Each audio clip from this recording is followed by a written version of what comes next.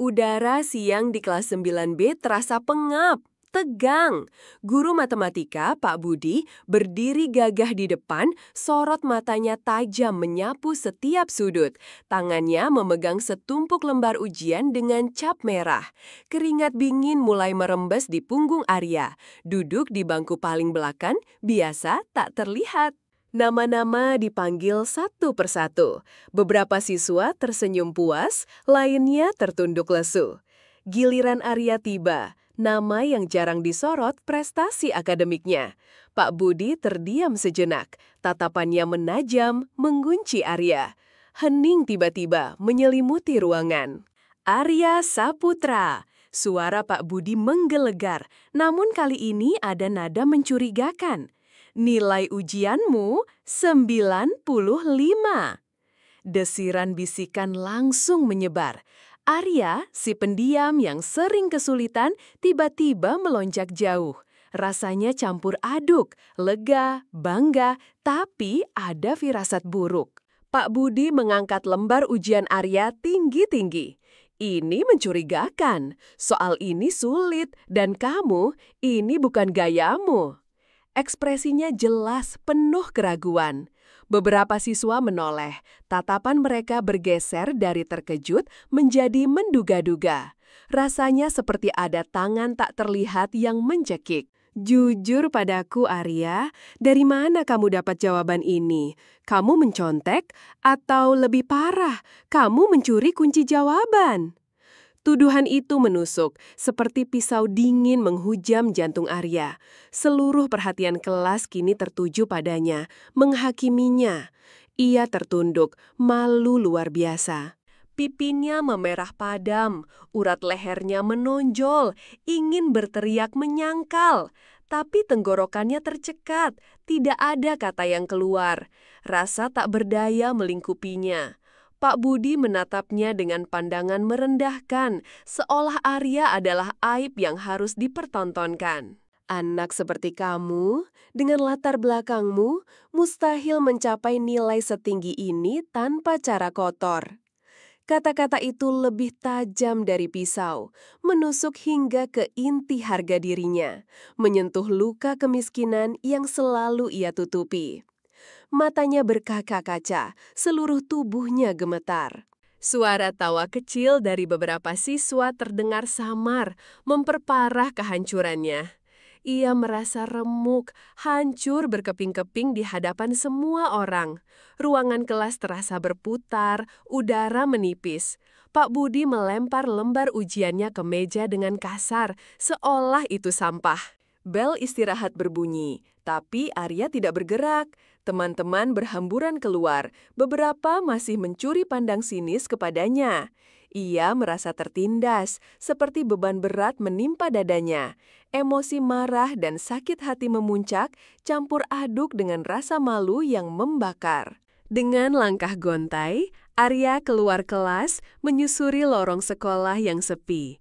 Angin semilir terasa dingin di pipinya yang masih panas.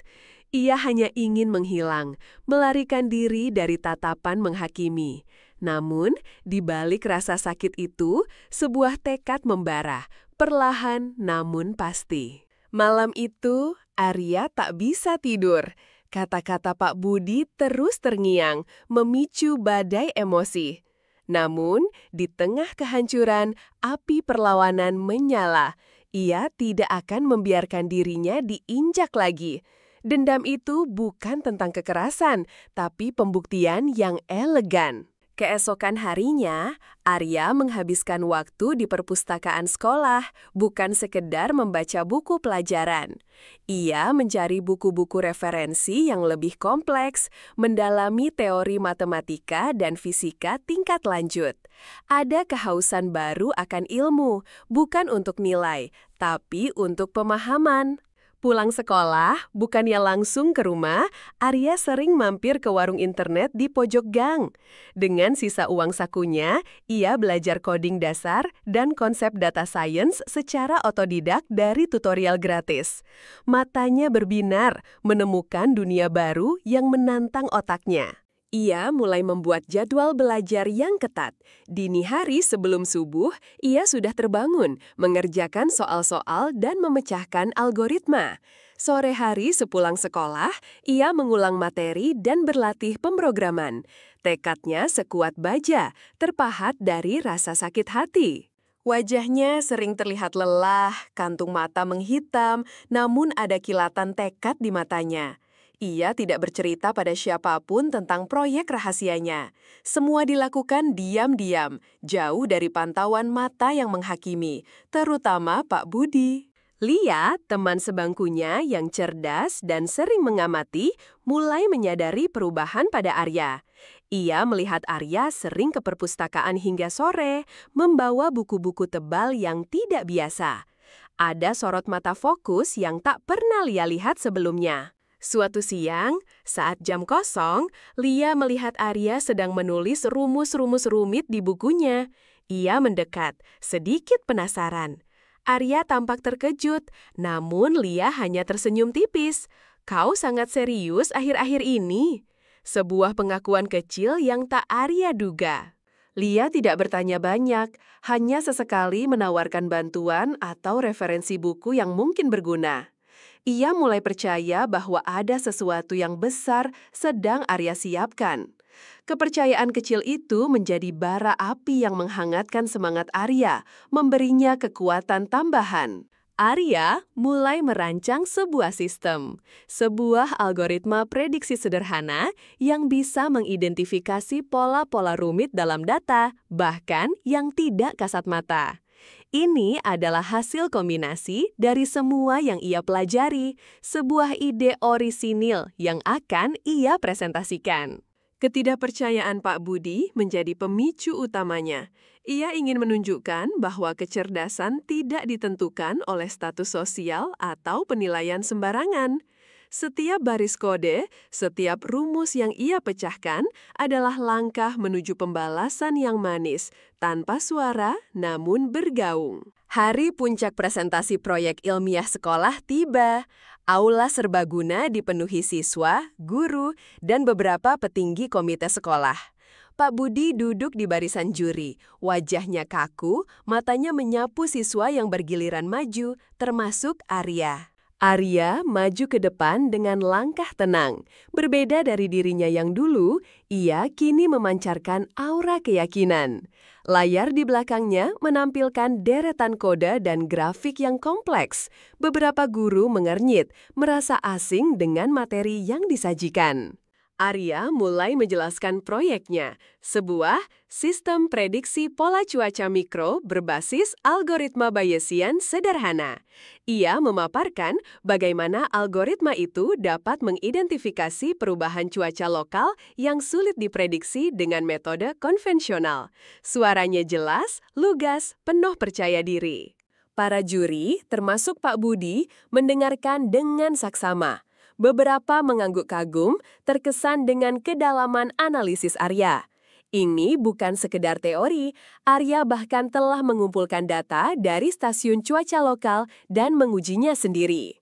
Pak Budi tampak gelisah, sesekali melirik catatan. Ia berusaha mencari celah, namun penjelasan Arya begitu terstruktur dan logis. Algoritma yang Arya ciptakan bahkan bisa membantu memprediksi dampak cuaca pada hasil panen petani, masalah yang sering Pak Budi keluhkan. "Bagaimana kamu bisa membangun sistem serumit ini?" tanya salah satu juri, Profesor Surya, dengan nada terkejut. Arya tersenyum tipis. "Belajar mandiri, Pak. Banyak sumber daring dan buku di perpustakaan. Dan yang terpenting, tekad untuk membuktikan bahwa setiap orang memiliki potensi." Mata Pak Budi memerah, tatapannya kosong. Ia menyadari sepenuhnya bahwa proyek ini adalah jawaban telak atas semua tuduhannya dulu. Karya gemilang ini adalah bukti nyata dari kecerdasan yang pernah ia injak-injak, sebuah tamparan keras di depan umum. Arya mengakhiri presentasinya dengan senyum tipis, penuh kemenangan yang tak terucap. Tepuk tangan riuh pecah di seluruh aula. Suara pujian berdesir. Lia tersenyum bangga di bangkunya, air mata haru menggenang di pelupuk matanya.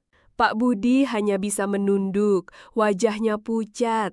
Ia tidak bisa lagi menatap Arya. Kekalahan moral itu jauh lebih menyakitkan daripada kekalahan argumen. Ia menyaksikan siswa yang ia hina berdiri tegak, memancarkan aura keunggulan yang tak terbantahkan. Arya berjalan kembali ke bangkunya, dadanya bergemuruh kebanggaan. Ia tidak perlu mengucapkan sepatah kata pun untuk membalas. Karyanya telah berbicara. Ia kini berdiri di atas kehinaan, menjulang tinggi, dan semua orang tahu siapa Arya sebenarnya. Lega, bangga, dan puas.